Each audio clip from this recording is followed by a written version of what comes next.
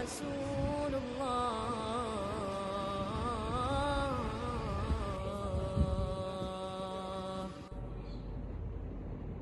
حي على الصلاة.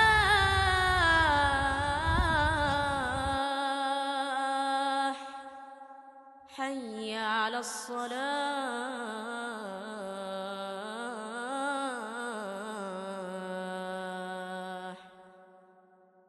حي على الفلاح.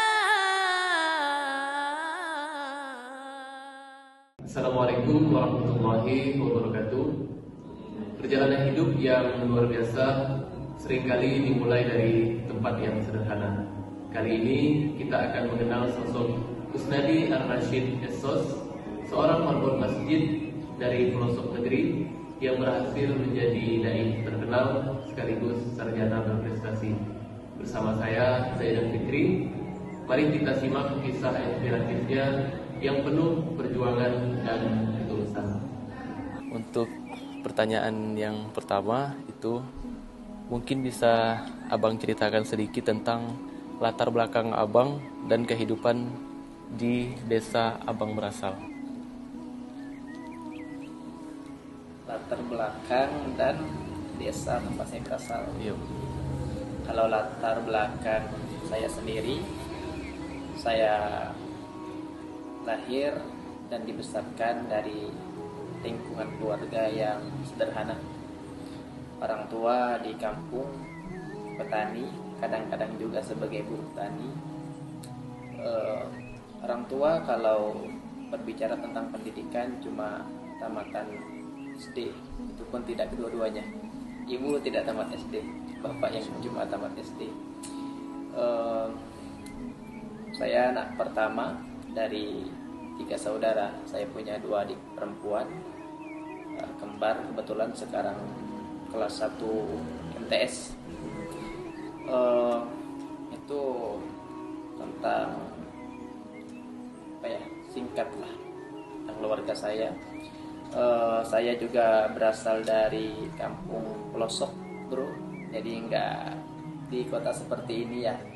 Yang namanya pelosok itu jauh dari keramaian, terpencil, dan sampai sekarang ini belum ada listrik seperti ini.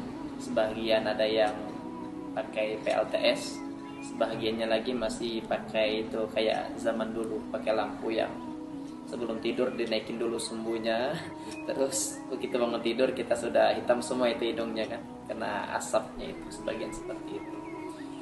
Sekarang ini mungkin sekitaran 40 sampai 50 kakak penduduknya, dan belum ada sama sekali yang sarjana. Dan alhamdulillah sayalah yang pertama kali sarjana di kampung itu. Kampung itu bernama Dusun Gandu, Desa Kapu, Kecamatan Tabir Ulu. Langsung ke pertanyaan kedua. Di sini bagaimana cara Abang mengatasi keterbatasan baik secara finansial maupun adaptasi di lingkungan yang baru? Kalau kita berbicara tentang finansial, saya sebelum kuliah memang sudah mewanti-wanti terlebih dahulu bagaimana nanti kalau sampai di kota, karena memang saya ini berasal dari kampung dan tidak ada satu keluarga pun yang ada di kota ini. Jadi kalau tidak dikaji terlebih dahulu dari awal-awal, dari jauh-jauh hari, ya mungkin bisa teledor atau mungkin bisa fatal akibatnya gitu. Bisa saja begitu pamit dari kampung pengennya kuliah, tapi bisa saja tidak selesai kuliahnya, terganggu finansial itu tadi. Maka saya perhatikan, begitu saya di pondok dulu ada beberapa ustazah lah yang bercerita tentang ada seseorang saudaranya yang pergi kuliah juga, dan mereka itu tinggalnya di masjid sebagai marbot masjid. Nah dari sana saya baru mengenal marbot masjid. Oh ternyata kalau di kota itu beda sama di kampung.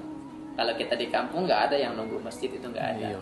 Ternyata kalau di kota itu enak gitu. Nah, ada yang namanya marbot masjid, ada tempat kamar seperti saya itu di atas ada 3 kamar.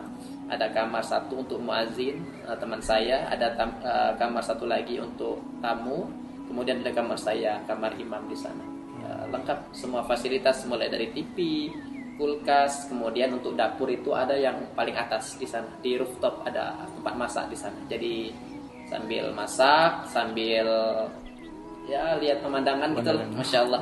Apalagi pagi-pagi kan di daerah Jambi Timur, sambil ngadap ke arah timur sambil ngelihat matahari terbit. Nah, seperti itu yang saya sampaikan tadi. Langkah pertama saya harus bisa mendapatkan yang namanya masjid. Nah, ternyata Allah ngasih jalan saya untuk bisa menemukan masjid ini. Ini masjid dulu baru 4 tahun ini megah seperti ini. Dulu ini masjid adalah langgar yang kecil, namanya saja prihatin, langgar prihatin gitu. Dari namanya saja sudah sedih gitu. Jadi langgar prihatin kecil sekali dan dibangun dari dana 70 juta hingga tembus 3 miliar. Dan itu pun tidak ada bantuan sama sekali dari pemerintah, memang dari swadaya masyarakat Wasin, Masya Allah. Memang kontribusi masyarakat sini seperti itu. Dan pertama kali saya datang ke sini, saya masih ikut gotong royong di sini. Ini masih direnov. Saya dulu nggak kebayang bahwasannya akan berdiri masjid mewah seperti ini. Nggak kebayang. Dulu masih sedang diroboh-robohkan seperti itu. Saya ikut gotong royong. Dan sampai akhirnya jadilah masjid ini, dan saya dipercaya untuk menunggu masjid ini sampai sekarang, alhamdulillah. Nah, mungkin ini pertanyaan terakhir, Bang. Agak panjang dikit. Nah, di sini bagaimana perjalanan awal Abang membangun karir sebagai dai di kota besar, dan juga adakah pengalaman atau momen dakwah yang paling berkesan bagi Abang, dan juga apa pesan Abang yang ingin disampaikan kepada anak muda yang sedang menghadapi kesulitan seperti yang pernah Abang alami sebelumnya? Pertama kali membangun karir sebagai seorang dai di provinsi, tahun 2020 saya pergi ke Jambi. Tahun 2021 Jambi mengadakan event Lomba Dai Muda seprovinsi Jambi. Saya yang baru 1 tahun di Jambi itu awal-awal ngelihat pamflet itu merasa maju mundur. Ya, bukan maju mundur yakin atau enggak gitu mampu untuk ceramah, tapi yakin enggak bisa sampai tepat pada tempat itu karena belum nengok map itu tadi. Oh iya. Jadi nanti memang kita sendirian seperti itu. Jadi memang apalagi itu tempatnya saya lihat, oh ini kayaknya tempat baru ini, belum pernah sama sekali saya lihat tempat ini gitu. Dengernya aja baru pertama seperti itu. Jadi ya sudahlah, akhirnya saya ajak salah satu warga di sini untuk ke tempat itu. Ya sudah, saya ikut daftar. Saya datang di sana pakai celana dasar, kemudian pakai baju batik. Begitu sampai di sana itu, orang-orang pun bingung. Ini benar-benar orang mau ikut lomba ceramah atau gimana gitu. Karena memang teman-teman pada waktu itu ternyata mereka pakai pakaian jubah. Pakai sorban lah di atasnya, jubahnya gelung-gelung di lehernya lah. Kita cuma pakai baju batik, pakai celana dasar seperti itu. Ya, akhirnya ikut daftarlah di sana, dan Insya Allah, alhamdulillah Allah permudah dari proses pertama, kemudian masuk ke 10 besar, masuk ke 5 besar, kemudian sampai ke final. Alhamdulillah dapat di juara 1.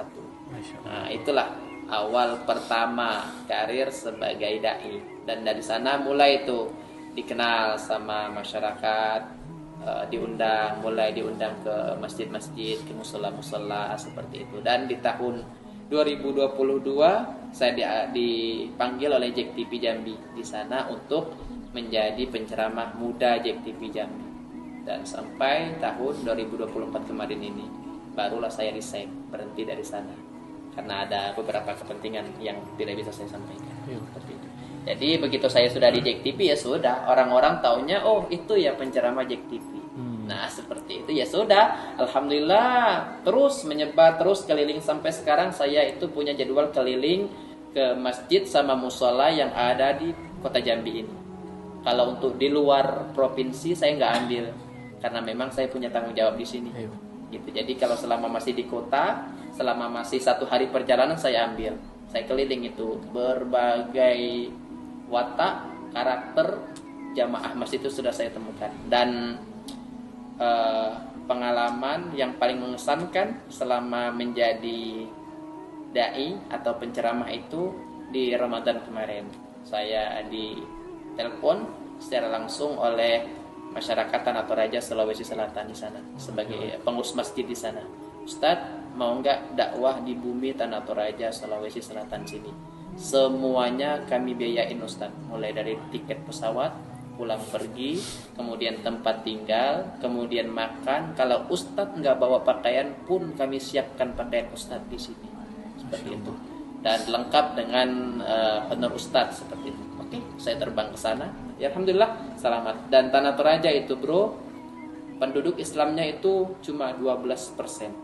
Selebihnya diisi oleh Katolik, Protestan, Hindu, kemudian ada agama nenek moyang mereka. Berikutnya itu pesan yang mungkin bisa Abang sampaikan kepada anak muda yang mungkin menghadapi masalah kesulitan seperti yang Abang alami. Nah, bagi teman-teman di luar sana atau ada calon mahasiswa yang memang mungkin punya tantangan sama seperti saya, teruslah berusaha untuk meyakinkan orang tua, meyakinkan keluarga, terutama meyakinkan diri kita sendiri.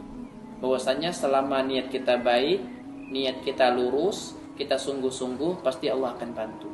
Seperti itu. Dan jangan sampai kita itu berbicara kasar sama orang tua. Apapun itu, tidak ada pembenaran untuk seorang anak yang durhaka sama orang tua. Apalagi memang niatnya baik ini bro. Kita niatnya baik ini, pengen kuliah. Jangan sampai kita di sana ngomong kasar sama orang tua. Ah ibu nih goblok lah, inilah gitu. Jangan.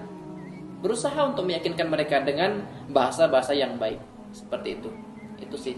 Jangan terus putus asa. Kemudian orang tua kita nggak percaya, kemudian kita juga nggak percaya, akhirnya sama-sama down, ya sudah waktu itu. Apalagi di kampung saya itu nggak ada orang yang kuliah bro. Jadi kalau saya dulu ibunda saya ngomong nggak usah kuliah, kemudian saya ngomong juga nggak usah kuliah, ya sudah, mungkin saya sudah jadi hantu sekarang. Iya, itu. Jadi teruslah berusaha, teruslah ikhtiar, luruskan niat, kemudian gapai ridho orang tua, insya Allah semuanya berjalan dengan lancar. Insya Allah, alhamdulillah. Jadi terima kasih banyak Bang. Iya, sama-sama. Kisah Kusnadi Ar-Rasyid Esos mengajarkan kita bahwa keterbatasan bukanlah akhir dari mimpi, melainkan awal dari sebuah perjuangan. Dari seorang marbot masjid hingga menjadi tokoh inspiratif, ia telah menunjukkan bahwa kerja keras, keikhlasan, dan doa dapat membawa perubahan besar. Saya Zaidan Fikri mengucapkan terima kasih telah mengikuti kisah ini. Sampai jumpa di cerita inspiratif berikutnya.